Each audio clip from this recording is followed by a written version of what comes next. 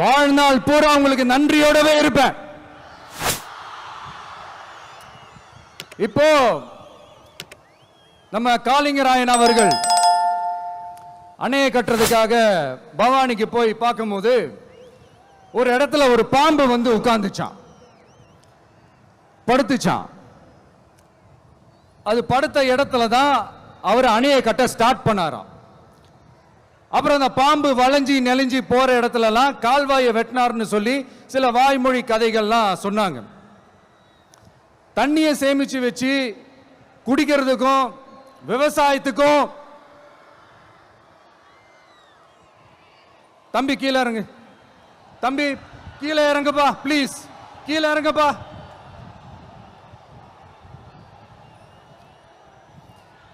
Okay, thank you thank you. கீழே இறங்குங்க, கீழே இறங்குப்பா. நீ இறங்கினாதான் முத்தம் கொடுப்பேன்.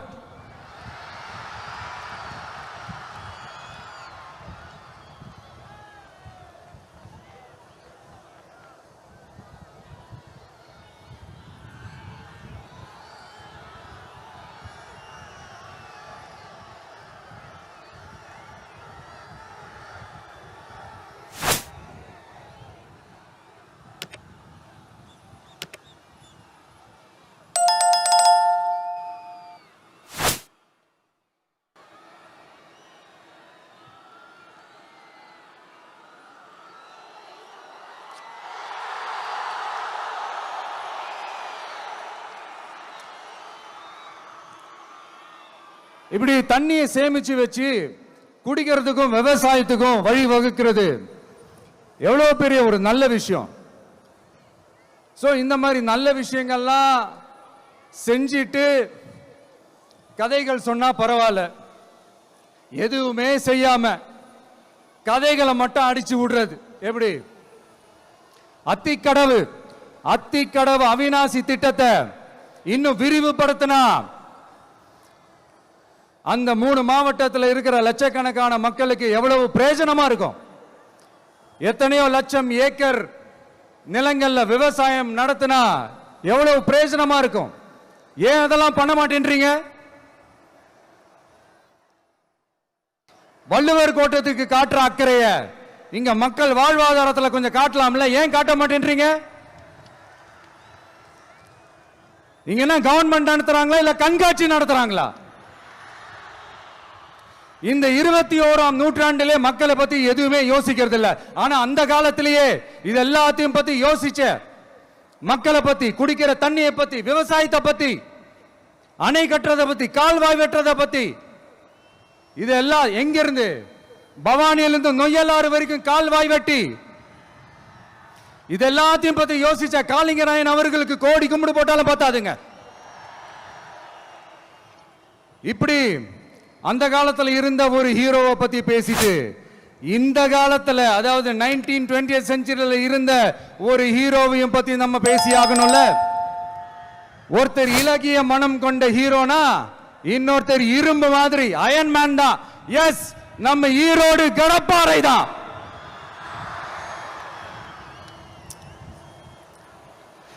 ஒட்டுமொத்த தமிழ்நாட்டையே திருப்பி போட்ட சீர்திருத்த நெம்புகோல்.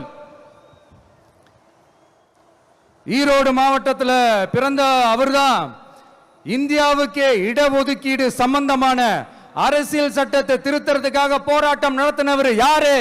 நம்ம தந்தை பெரியாரு. 100 வருஷத்துக்கு முன்னாடியே வகுப்பு வாரி பிரதிநிதித்துவம் வேணும்னு கேட்டவர். அன்னைக்கும் சரி இன்னைக்கும் சரி ஒரு ஆச்சரியத்தோட பார்க்கக்கூடிய ஒரு மனிதர், நம்மளுடைய கொள்கை தலைவர். அப்ப அண்ணாவும் எம்ஜிஆரும் யாரு? பெரியார் அவர்கள் கிட்ட இருந்து எங்களுக்கு தேவையான கொள்கைகளை எடுத்துக்கிட்டோம். அவரை ஃபாலோ பண்ற, அவரை வழிகாட்டி ஏத்துக்கிட்ட அண்ணா அவர்கள் கிட்ட இருந்தோம், எம்ஜிஆர் அவர்கள் கிட்ட இருந்தோம் தேர்தல் அணுகுமுறையை எடுத்துக்கிட்டோம். அண்ணாவும் எம்ஜிஆரும் தமிழ்நாட்டோட சொத்து. அவங்கள பயன்படுத்துறத பத்தி யாரும் இங்க கம்ப்ளைண்ட்லாம் பண்ண முடியாது. அண்ணா எங்களோடது, எம்ஜிஆர் என்னோடது, எங்களோடது, நீங்களா எடுத்துக்க கூடாது அப்படிலாம் யாரும் இங்க அழுதுட்டு இருக்க முடியாது, சொல்லிவிட்டேன். அதனால நாங்க ஒரு வழியில அரசியல் செஞ்சுக்கிட்டு போயிட்டு இருக்கிறோம். உங்களுக்கு தான் டிவிக்கே ஒரு பொருட்டே இல்லைல்ல, அப்புறம் ஏன் கதறீங்க? அப்புறம் ஆளாளுக்கு அங்க போயிட்டு இங்க போயிட்டு புலம்பி தள்ளிக்கிட்டு இருக்கிறீங்க. இது எப்படி இருக்கு தெரியுமா? எனக்கு பயம் இல்ல, எனக்கு பயம் இல்ல அப்படின்னு சத்தமா சவுண்ட் விட்டுக்கிட்டே சத்தமா பாட்டு பாடிக்கிட்டே இந்த நடுங்கிக்கிட்டே சின்ன பசங்க நடந்து போவாங்க, அந்த மாதிரி இருக்கு. முதல்ல மண்டையில இருக்கிற கொண்டைய மறைங்க சார்.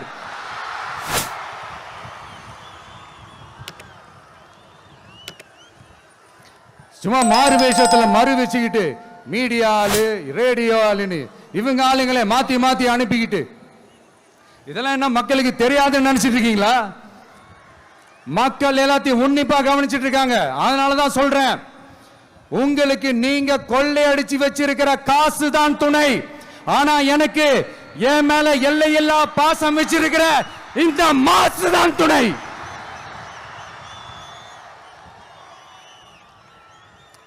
இப்படி நமக்கு துணையா இருக்கிற ஈரோடு மக்களுக்காக நான் இப்போ குரல் கொடுக்கலாம் வந்திருக்கிறேன்.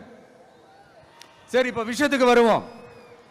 பெரியார் அவர்கள் கிட்ட இருந்த அந்த செல்வாக்கையும் அந்த பதவிகளையும் அந்த பவரையும் வச்சுக்கிட்டு அவர் என்ன சொன்னார் தெரியுமா?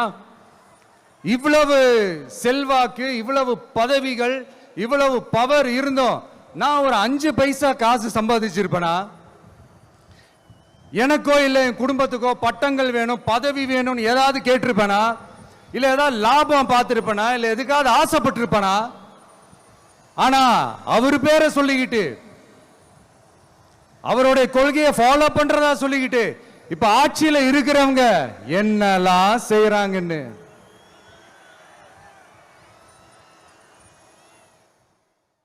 அதனாலதான் சொல்றோம், பெரியார் பேரை சொல்லிக்கிட்டு தயவு செஞ்சு கொள்ளையடிக்காதீங்கயா, தயவு செஞ்சு கொள்ளையடிக்காதீங்க. அவரு பேரை சொல்லிக்கிட்டு பெரியார் பேரை சொல்லி கொள்ளையடிக்கிற இவங்க தான் நம்மளுடைய அரசியல் எதிரி.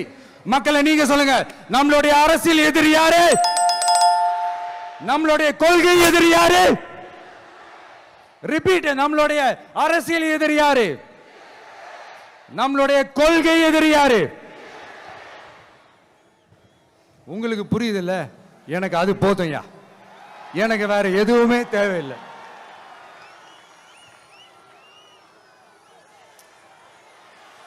அதனாலதான்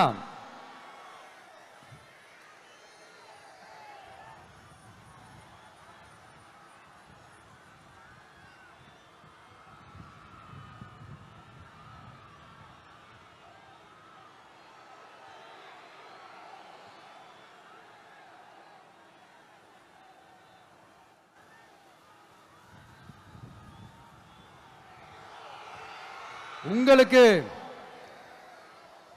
நம்மளை பத்தி நம்ம அரசியலோட நீங்க எல்லாரும் என்னோட அரசியலோட கனெக்டடா இருக்கீங்கன்றது ரொம்ப தெளிவா தெரியுது. அதனால எனக்கு அது போதும். அதனாலதான் எதிரிகள் யாருன்னு சொல்லிட்டு களத்துக்கு வந்திருக்கிறோம். அதனால அவங்கள மட்டும் தான் எதிர்ப்போம். அதுவும் அந்த எதிரிகள் யாரு இப்போ இங்க 2026 சட்டமன்ற தேர்தலில் களத்தில் இருக்கிறாங்களோ அவங்கள மட்டும் தான் எதிர்ப்போம். சும்மா களத்திலே இல்லாதவங்களையும், களத்துக்கும் அவங்களுக்கும் சம்பந்தமே இல்லாதவங்களையும் எதிர்க்கிற ஐடியாலாம் இல்ல பாஸ். நீங்க கேட்கிறீங்கன்றதுக்காக எல்லாம் எதிர்த்துட்டு இருக்க முடியாது பாஸ். எங்களுக்கு நிறைய வேலை இருக்குது.